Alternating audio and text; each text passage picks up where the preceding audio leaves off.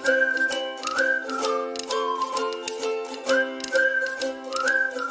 Everyone, welcome back. मुझे पता है कि वीडियोस डालने में थोड़ी लेट हो रही है, लेकिन मैं अब से वीडियोस रेगुलरली डालने की कोशिश करूँगी। और आप मुझे कमेंट करके भी बताइए कि आपको ये सीरीज़ कैसे लग रही है, ताकि मैं कंटेंट को और ज़्यादा अच्छा बना सकूँ। तो इसी के साथ एपिसोड 8 की कहानी की शुरुआत करते हैं। एपिसोड 8 की शुरुआत वहीं से होती है जब वांगसो सू को अपनी तरफ खींच लेता है और उसे उसका चेहरा देखने को कहता है। सू बिना डरे उसका चेहरा देखने लग जाती है। वांगसो को इस चीज़ की काफ़ी हैरानी होती है कि सू बिना डरे उसका चेहरा कैसे देख सकती है, क्योंकि पहले कभी भी किसी ने उसका चेहरा ऐसा नहीं देखा था। वांगसो को ऐसा लगता है कि सू उसे हमदर्दी जता रही है और वो उसे गुस्से में वहाँ से जाने को कह देता है और कहता है कि उसके आंखों के सामने वो कभी ना आए, और वहाँ से चला जाता है। सू हैरानी से वहीं खड़ी रह जाती है क्योंकि उसे समझ में ही नहीं आता कि ऐसा उसने क्या ही गलत कर दिया। 13 प्रिंस बेका फिर वांगसो से माफ़ी मांगने आता है और उसे कहता है कि उसे बर्थडे पार्टी में नहीं ले जाना चाहिए था, ये उसकी गलती है। इसमें वांगसो उससे पूछता है कि तुमने मेरा चेहरा क्यों नहीं देखा, तुमने अपनी आंखें क्यों झुका ली। इसमें 13 प्रिंस कहता है कि मुझे लगा अगर मैं तुम्हारा चेहरा देखूंगा तो तुम्हें बुरा लगेगा। जिस पे वांगसो कहता है कि ह्यूमन का नेचर भी कितना अलग होता है ना, एक को चाहता है कि उसका चेहरा देखे और एक को चाहता है कि उसका चेहरा ना देखे। वांगसो भी 13 प्रिंस से कहता है कि चाहे जो भी हो जाए वो उसका चेहरा देखे, कभी भी उसकी आंखें ना झुकाए। फिर हमें लेडी ओ को दिखाया जाता है जो कि किंग तेजो के बाल बना रही होती है। किंग तेजो काफ़ी खुश होते हैं कि सू ने महल में काफ़ी अच्छे से एडजस्ट कर लिया था, वो काफ़ी अच्छे से काम कर रही थी। फिर वहाँ पे रानी यू आ जाती है और वहाँ से लेडी ओ को जाने को कह देती है। इससे हमें पता चलता है कि लेडी यू और लेडी ओ एक दूसरे को बिल्कुल पसंद नहीं करते थे। सू फिर सारे प्रिंस की पसंद की ड्रिंक्स बनाती है और वांगसो को भी उसकी पसंद की टी सर्व करती है, लेकिन वांगसो को इस पे काफ़ी गुस्सा आ जाता है और वो उसे टी ले जाने को कह देता है, क्योंकि उनके राज्य में सूखा पड़ा हुआ था और ऐसे में वो कैसे चाय पी सकता था। इसलिए उसने सू को वहाँ से जाने को कह दिया। सू फिर 13 प्रिंस बेका के पास जाती है और उसे डांटती है और कहती है कि मैंने तुम्हें बस एक काम दिया था, ये पता लगाने के लिए कि वांगसो को क्या पसंद है, फिर भी तुम ये काम नहीं कर पाए, क्योंकि वांगसो ने तो चाय पीने से मना कर दिया। इसे बेका कहता है कि मैंने सही कहा था, उसे चाय पसंद है, पर पता नहीं उसने क्यों मना कर दिया। 13 प्रिंस बेका फिर कहता है कि वांगसो ने तो 10th प्रिंस को भी माफ़ कर दिया, तो तुम्हें क्यों माफ़ नहीं कर रहा है। वो दोनों बात कर ही रहे होते हैं कि तब वहाँ दासी आ जाती है। इसे 13th प्रिंस मज़े मज़े में सू से फ्लर्टी वे में बात करने लग जाता है और वहाँ से चला जाता है, जिससे दासी सोचती है कि सू 13th प्रिंस को सेड्यूस करने की कोशिश कर रही है, इसलिए वो उनसे बुली करती है। तभी वहाँ लेडी ओ हो जाती है और वहाँ से सू को ले जाती है और फिर उसे सज़ा मिलती है। लेडी ओ फिर सू से कहती है कि ये सब उसका राजकुमारों से मिलने की वजह से हो रहा है, वो उनसे मिलना बंद कर दे। जिसपे सू लेडी ओ को कहती है कि वो राजकुमारों को सेड्यूस करने की कोशिश नहीं कर रही है, वो राजकुमारों को महल में आने से पहले से जानती है और वो उनके दोस्त है। जिसपे लेडी ओ कहती है कि उसे कोई फ़र्क नहीं पड़ता कि महल में आने से पहले उसने क्या किया है क्या नहीं किया है, लेकिन अभी वो महल में है, इसलिए उसे हर कदम सोच समझ के लेना चाहिए। और हम यहाँ समझ पाते हैं कि लेडी ओ सू का भला चाहती है, इसलिए वो उसे सज़ा देती रहती है। वो नहीं चाहती कि सू को बाद में तकलीफ़ हो। 10th प्रिंस अकेला काफ़ी बोर हो रहा होता है, तभी सुंदर उससे मिलने आती है और कहती है कि मेरे पास करने के लिए काफ़ी अच्छा काम है, क्या तुम मेरे साथ चलोगे। 10th प्रिंस भी इस चीज़ के लिए मान जाता है और उसके साथ चला जाता है। वो दोनों फिर चिड़िया पकड़ने लग जाते हैं। वो दोनों फिर एक चिड़िया पकड़ लेते हैं और 10th प्रिंस को चिड़िया काफ़ी अच्छी भी लगती है, लेकिन सुंदर जाके उसका गला तोड़ के उसे मार डालती है, जिस पर 10th प्रिंस को काफ़ी ज़्यादा गुस्सा आता है और वो उसे वहीं छोड़ के गुस्से में चला जाता है। इन दोनों को चिड़िया पकड़ते हुए सुंदर का बाप जनरल पार्क भी देख रहा होता है और वो वहाँ आ जाता है और कहता है कि किस तरह का लड़का तुमने पसंद किया है जो एक चिड़िया भी मार नहीं सकता। जिस पर सुंदर कहती है कि इसमें क्या है, चिड़िया तो मैं भी मार सकती हूँ। जनरल पार्क फिर सुंदर को कहते हैं कि घर और बच्चों का ख्याल कौन रखेगा फिर। इसमें सुंदर कहते हैं कि उसका ख्याल तो मैं भी रख सकती हूँ। जनरल पार्क को भी समझ में आ जाता है कि उनकी बेटी सुंदर 10th प्रिंस को काफ़ी ज़्यादा पसंद करती है और वो उनकी बात नहीं सुनने वाली, लेकिन फिर भी वो उसे समझाने की काफ़ी ज़्यादा कोशिश करते हैं, लेकिन सुंदर उल्टा उनसे झगड़ने आ जाती है। जिस पे जनरल पार्क कहते हैं क्या मैंने तुम्हें इसलिए लड़ना सिखाया था ताकि तुम मुझसे ही लड़ सको। 8th प्रिंस से सू से मिलने जाता है, लेकिन उसे याद आता है कि रेन रिचुअल के दौरान वो सबके सामने उससे नहीं मिल सकता, इसलिए उसे लेटर भेजता है ताकि वो उससे मिलने के लिए वहीं आ सके जहाँ वो पहली बार निकली थी, यानी कि रॉयल स्विमिंग पूल के पास। सू फिर वहीं पहुंचती है जहाँ 8th प्रिंस उसका इंतजार कर रहा था। वो उससे पूछती है कि तुम्हें इस जगह के बारे में कैसे पता, जिसपे वो कहता है कि चायरुंग ने उसे इस जगह के बारे में बताया है। 8th प्रिंस फिर सू से कहता है कि तुम यहाँ से निकलना नहीं चाहती, तुम बाहर घूमना नहीं चाहती, जिसमें सू कहती है कि मुझे बाहर जाना है, मुझे मियोंगी से भी मिलना है, मैं फिर से चायरोंग के साथ मार्केट घूमना चाहती हूँ। लेकिन मैं जब पहली बार आई थी मेरे को फोर्थ प्रिंस ने कहा था कि अगर मैं एक बार महल के अंदर आ गई तो यहाँ से जाना इतना आसान भी नहीं है, मैं जहाँ भी जाऊँगी वहाँ पे किंग मुझे पकड़ ही लेगा।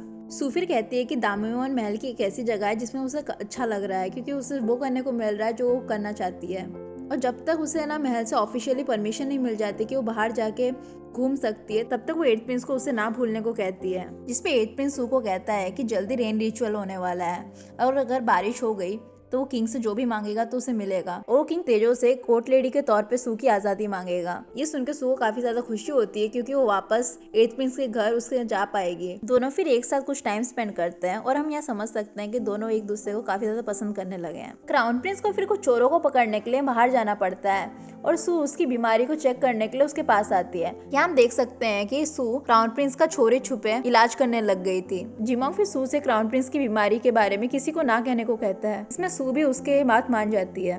तभी वो वांगसो आ जाता है और सू को इग्नोर करता है। सू जब जा ही रही होती है तब कुछ दासियां आके उसे पकड़ के रानी यू के पास ले जाती है। रानी यू को सू के पास से काफी ज्यादा मेडिसिन मिलती है, तो रानी यू से पूछती है कि तुम ये मेडिसिन को लेके क्राउन प्रिंस के पास क्या करने गई थी।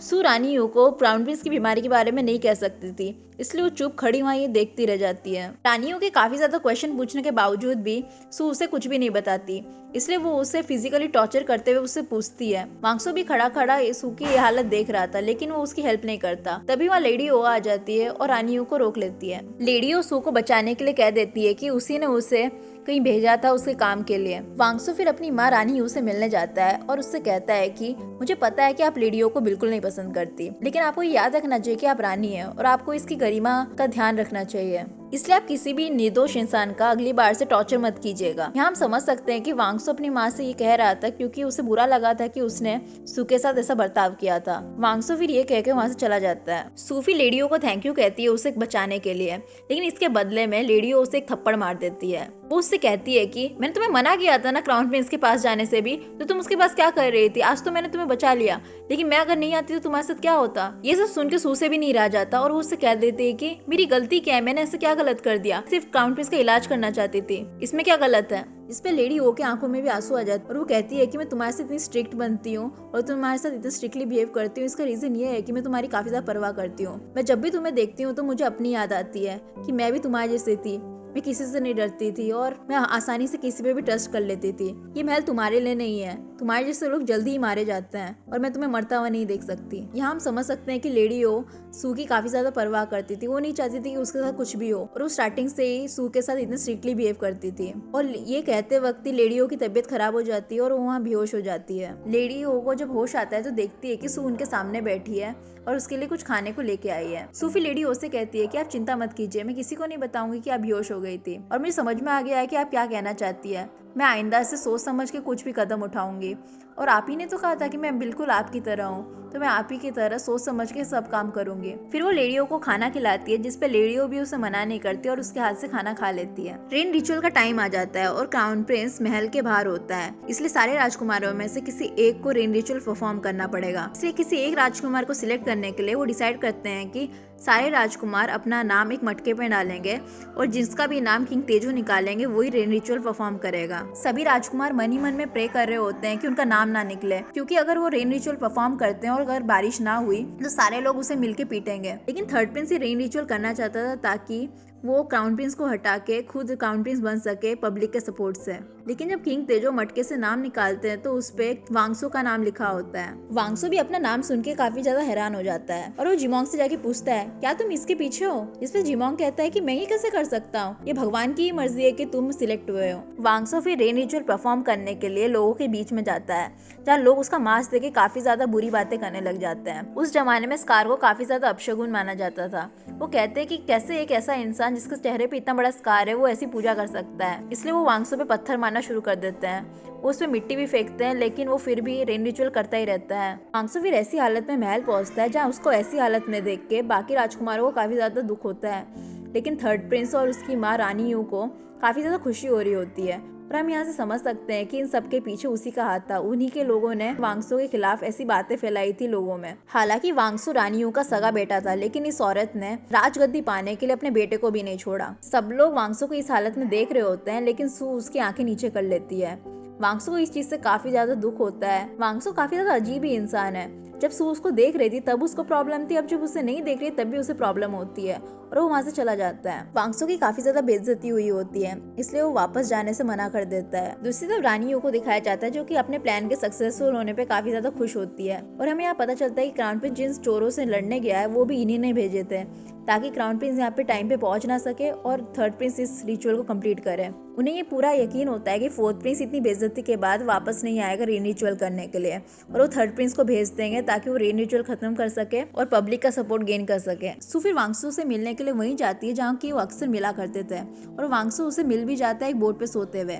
वो जब उसके पास जा ही रही होती है तब बोट हिलने लग जाती है और वो वांगसू के ऊपर ही गिर जाती है। सू फिर वांगसू को कहती है कि तुम यहाँ पे क्या कर रहे हो, सब लोग तुम्हें ढूंढ रहे हैं, तुम्हें वापस चलना चाहिए। वांगसू फिर सू से पूछता है कि क्या तुम्हें पता है तुम्हारे पैदा होने का मकसद क्या है।